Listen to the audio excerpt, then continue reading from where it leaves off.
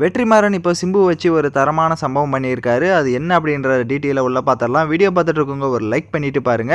So இந்த படம் almost Vadachennai 2ன்ற மாதிரி தான் எல்லாரும் இப்போ நியூஸ் வந்து பேசிட்டு இருந்தாங்க. பட் இப்போ பார்த்தீங்கன்னா வெற்றிமாறன் அவர்களே வந்துட்டு ஒரு பல இன்டர்வியூவில் வந்து சொல்லியிருக்காரு.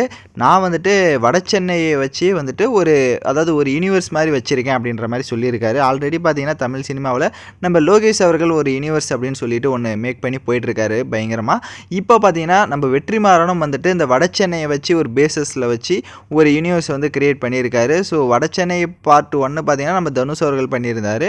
2 வந்துட்டு நம்மளுடைய தனுஷ் தான் பண்ணுவார். பட் இது வந்துட்டு யூனிவர்ஸ் அப்படின்றனால இப்போ எஸ்டிஆரும் ஜாயின் பண்ணியிருக்காரு.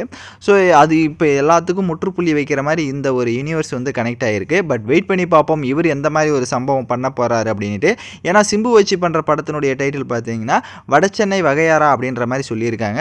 ஸோ அதை வெயிட் பண்ணி தான் பார்க்கணும் அஃபிஷியலாக அவங்க அனௌன்ஸ்மெண்ட் பண்ணுற வரையும். ஆனால் கண்டிப்பாக யூனிவர்ஸ் இது எந்த அளவுக்கு ஒரு சம்பவம் பண்ணும் அப்படின்றத நம்ம பயங்கர வெயிட்டிங்கில் தான் இருக்கேன். அதுவும் எஸ்டிஆர் அண்டு தனுஷ் அவர்களோட 2 ஃபேஸ் ஆஃப் பார்க்கும்போது இன்னும் தரமாக இருக்கும்னு நினைக்கிறேன்.